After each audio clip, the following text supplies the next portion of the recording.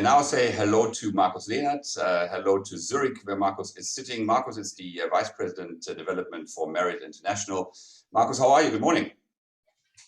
Good morning. I'm fine. Sunny days, finally good weather. Last year we had a better spring, but worse conditions. This year we have better conditions and a worse spring. But now things are improving. Excellent. Well, that really is great news. As you were saying, last year you were one of my first guests. Thank you so much for coming back onto this.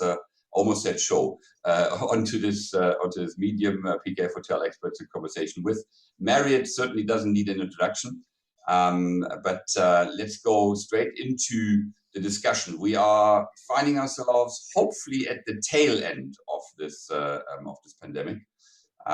We are hearing more and more people speaking about post-COVID and what have you. So whilst the numbers in Europe are declining, vaccination rates are increasing and markets are reopening fast. What's the situation like for you guys in Europe as Marriott? Steadily improving. More and more hotels have opened up. I think we have a mixed bag in Europe. We have some countries that are fairly progressive and open and well in business, well established. We have other markets that lag behind. I would say that Germany and Switzerland are certainly the more conservative countries, partially France as well. Other countries are sort of quite aggressive in the market and actually doing quite well. So we do see progress, and I think I said last year we have come to a stop at a red traffic light, and we don't know what's going to be the world like when we move on, when it's green again. I think we are on yellow now, and we have a little bit of a clearer picture of where we end up, what will happen. So now one can perhaps dare a couple of forecasts with some caveats. Mm-hmm. So we're putting first gear in and letting the clutch come slowly and get cracking. Now, and hopefully not stalling the car. Exactly, absolutely. To stay with that picture, you're absolutely right. Now, there are some that say that post-COVID, in the era after this pandemic, things will change, things will be different. Do you share this? And if yes, what would be those post-COVID changes in the world of hospitality? I think we have been forced into rethinking a lot of things. I think we will certainly find that more hotels will try to get under the umbrella of brands or associations in order to participate from the pickup. I think it's generally acknowledged that the big reservation systems, etc., will come back first. We will see relevant brands that will probably come back also fairly quickly. I would say extended stay is a segment that has really established itself in the last year and is traded as a perhaps not a secret tip anymore, but certainly a great opportunity. I think lifestyle hotels, budget hotels have certainly weathered the storm much better. And I think we will see that we have a certain fallout. We will have some hotels that will leave the market, probably those that have not a clear identity or were always in the market, and they are perhaps pushed to the sideline now. They will have tough times. Of course, we have a situation where new developments are fairly limited.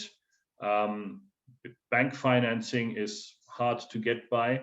Construction companies are very busy, amazingly, so it's not that the prices have dropped on that side. Everybody who had funds and was thinking, let's take the lockdown and renovate and position ourselves for the time afterwards, they have kept everybody busy. So I think all in all, we're now at a position where things will progress. Now, we also will see some new trends. We will have more home office. We will have more people that do not need to go to the office. We will have more meetings that we have on Zooms and Teams, although I think it is very clear that we cannot compensate the contact with people on that. That is something we really need to address because travel may be restricted for a little while. We will also see resorts. Resorts in Europe have suddenly got a following. If you look at the figures of the North Sea and Baltic coast results, they were better than 2019 and 2020. So I think there we will see a new drive towards resorts, and people can also work in resorts because they're in home office. Yeah. So we will see a slight change in the lifestyle. What I do think is important is we need to find ways how to, stay in touch with our existing customers. You can for a while say, let's talk when we meet each other. But if it's a year or longer, then it's difficult. We need to develop a concept how we can reach new customers. And we need to develop a concept of how we can effectively share news, educate the customers about things that we as a hotel company do. And we're all in the same way. Markus, I just want to pick up again on the where you said there will be a concentration where people will go or naturally kind of go towards brands, towards the bigger companies. We've seen over the past, really over the past year as well. I mean, you had an Autograph Collection for quite a while, M Gallery with Accor, and now I see there is Wyndham, who just started also a soft brand. I mean, that surely is the idea, to bring more people into the fold with less arduous brand standards and whatever you find. Life safety, we know, is definitely a non-negotiable, but certain other things where we soften in order to bring people into that fold of the distribution systems and the like. At the same time, you also said that some hotels may disappear or even be repurposed because they lost their identity. How will you manage, and I know, and we only got a few minutes left, but it's probably going to take a couple of days to answer that question. How will you manage to make sure that these identities that we talk about are secured, so that I know when I go to a Sheraton, I get what I expect from a Sheraton, or when I go to a Ritz-Carlton, I expect, whichever brand is my favorite one.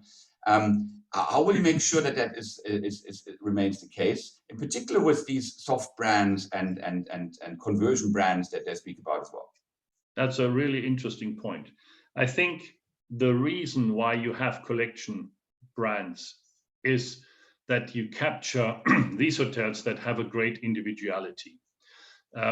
If you take a cotton house in Barcelona, that's an Autograph Collection. You could not make it into a Sheraton. We have actually seen that we have a Sheraton in Zurich that was converted to an Autograph because it's an old Art Deco building. You finally have put the right soul in terms of hotel into the building, and you've taken the Sheraton name away from it. The idea is that you try and keep the brands clean, straight in their swim lanes, and that you then have room so that you don't need to have these compromises. If someone comes and says, I want your brand, I want your systems, and you don't have anything that really fits this object, then you have a problem. What you do in a collection brand, you can actually give this place a home, but you need to make sure that there is an image, that there is this own brand, and this own brand needs to be emphasized with a branding agency so that the story comes through. But I think that is a very interesting trend, and yes, it will be a lot of conversions of that kind of nature that we will see.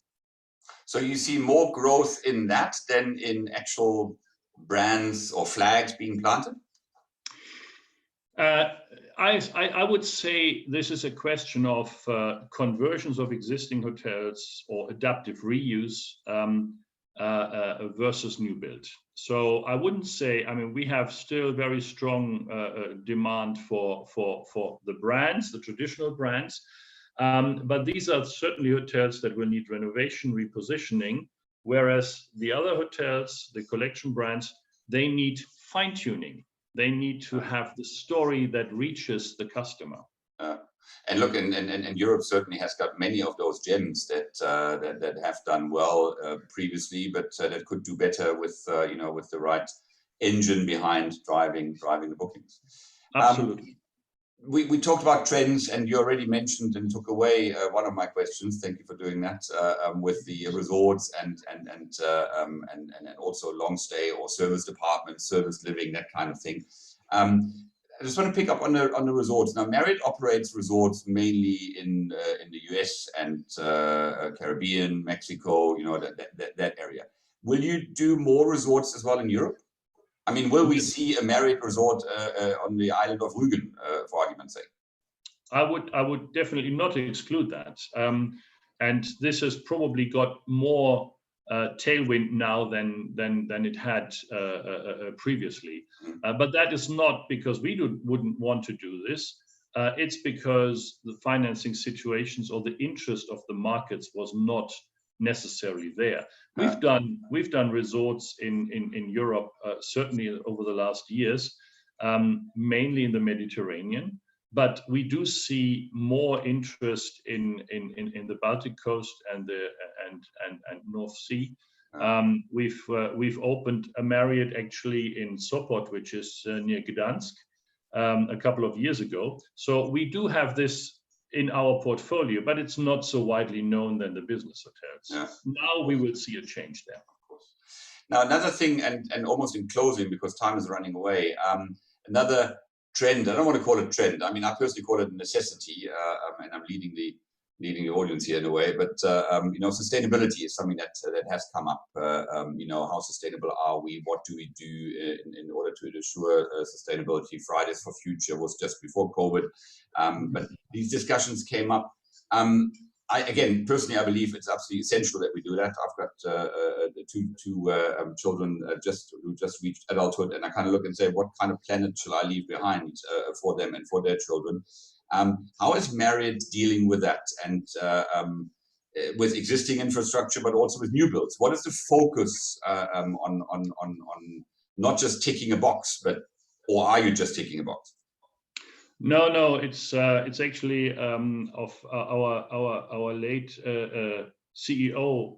One of his passions was to extend Bill Marriott's book "Spirit to Serve" to "Spirit to Preserve." So we've been doing this for a number of years now. Just last week, we've had one of our Moxie hotels in Copenhagen being awarded the Platinum Leads Award. Platinum for hotels is very rare. I think there's only 3 or 4 in Europe, and another one in Brussels we have there as well. This is a very, very important aspect for us, and I think especially these new brands, we bring over a new brand as well that will encompass that much more, and it's much more easy to put that into programmatic than you would have in some older hotels or some existing structures. But this is very important. This we have sometimes even in the brand description for Element, for instance, it needs to be a green electricity. It needs to have water recycling concepts and systems. So this is something that not everybody sees and notices, but it is there, and it will become something that we will see industry-wide within a few years, I'm sure. Yeah, I mean, I'm hoping, and we're starting this as PKF Hotel Experts also to put a lot more focus onto that, and to strongly recommend, I think is the most diplomatic term I could use, to our clients to ensure that the right practices are implemented, in particular with new builds, where, as you say, it is easier. but also in conversions to see that things are there and that practices, because it's not all about the infrastructure that you put in, water and electricity. It's also about the practices and what product you buy, where you buy it from, and how you treat your staff, and then the communities surrounding those hotels. If you have it in your objectives for the staff, if you have it in the mind of the staff, then you can assume that a lot of it will be translated into reality, because it's something that every day everybody of us can actually change and help. Absolutely. As I say, let's start with the man in the mirror. I thank you, Markus. Thank you very much for your time. I really appreciate it. I wish you well. I send kind regards, and I hope that we will see each other very soon, face to face. The last time was 2019 at the summit, if I remember correctly, which seems like an absolute half a lifetime ago. Markus, thank you so much. I've noticed one thing. Yeah. You and I have withstood a trend that is one of the biggest changes of COVID in the world. Beards. Everybody wears beards suddenly. So I was very pleased to see you with a visible face, and I'm the same. But other than that, beards is the big change of COVID. Well, there we go. Shall we remain beardless? Looking forward to see you in alter Frische, as we say in German, in old freshness. I don't know if you can actually translate that. Markus, thank you so much. Good speaking to you. Take care. Oh, bye-bye.